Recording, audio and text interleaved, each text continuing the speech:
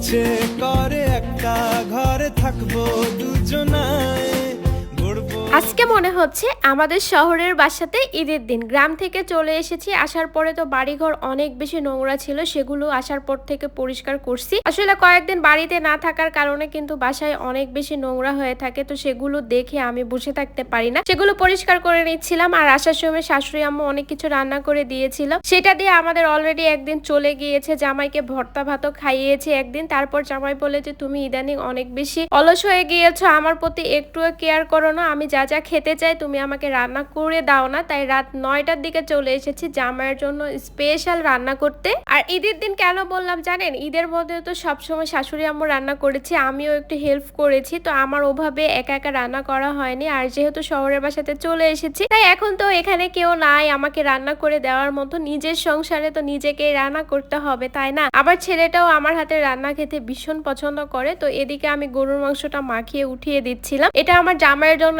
Special ভাবে রান্না করব। আর আরেক দিকে ছেলের জন্য রান্না করছিলাম কলিজা, কারণ তানসিফ বাবু কেমন যেন একেবারে মাংস খেতে পারে না। তো আমাকে আপুরা অবশ্যই জানাবেন যে আপনাদের বাচ্চারাও এমন কিনা। অনেকে বলেন যে তানসিফ এত শুকনা কেন, এত শুকিয়ে যাচ্ছে কেন, আসলে ও মাংস বা এ ধরনের কোনো খাবারই ও একেবারে খেতে চায় না। কেন যে আমি তা জানি না, মাংস একেবারে খুবই নরম করে দিলে একটু খাবে, হয়তো বা নাও খাবে এরকম। তবে যাই হোক, আমার কাছে মনে হয় বাচ্চারা মনে হয় এরকমই, নিজের সংসারে সবকিছু একা একা করে করছি। আর আজকে তো জামাইয়ের মন জয় করতেই হবে, যেদিন একটু তাকে স্পেশালি কোনো কিছু রান্না করে খাওয়াতে চাই, সেদিন মনের ভিতরে একটু সংকোচ কাজ করে যে রান্নাটা আদৌ পারফেক্ট হবে কিনা, রান্নাটা মজা হবে কিনা। রেগুলার তো তার জন্য রান্না করি, কিন্তু স্পেশাল রান্না তো সচরাচর করা হয় না, মাঝে মাঝে করা হয়। আর রেগুলার তো আমি মনে করি যে চাইলেও ডাল দিয়ে একদিন পার করে দিব। তো আমার মতো এরকম কে কে আছেন যে একটু মানে সুযোগ পাইলে রান্নাতে ফাঁকি মারেন। আর এদিকে কিন্তু আমার পানির ফিল্টারও চেঞ্জ করতে হবে। জানি না রাজশাহীতে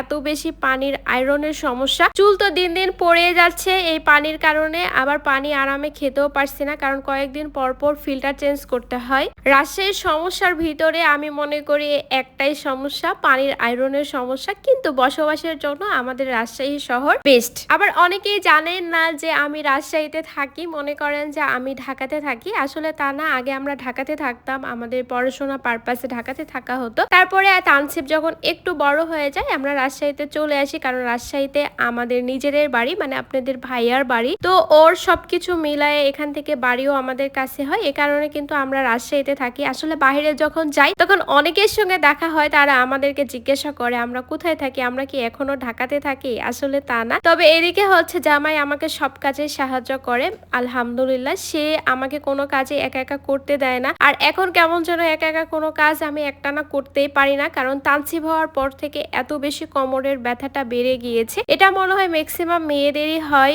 আসলে আমার এটা জানা নাই। একটানা দাঁড়িয়ে থেকে কোনো কাজ করলে পরে সারাদিন আমার যায় সেই ব্যথার যন্ত্রণা সহ্য করতে করতে। তবে যাই হোক, এদিকে সবই কাজ কিন্তু আমি করে নিচ্ছি। আর আমি একেবারে রান্না উঠিয়ে দিয়ে সংসারের অনেক কাজগুলো করে নেই, যেমন ঘর গুছিয়ে নেই, বাচ্চাকে দেখি, একা একা বাচ্চা সামলিয়ে সংসারের কাজ করা কিন্তু অনেক বেশি কঠিন হয়ে যায়। আর রান্না হওয়া মাত্রই আগে আমি তানসিফকে খেতে দিই, তারপরে আমার জামাইকে খেতে দিই। তো এ কারণে ও একটু মন খারাপ করে যে আগে রান্না হলেই কিন্তু তুমি আমাকে দিতে, এখন তুমি তোমার ছেলেকে দাও। ও ছোট মানুষ, তাই ওকে দেই। আজকের ভিডিওটি কেমন লেগেছে অবশ্যই জানাবেন। আল্লাহ হাফিজ।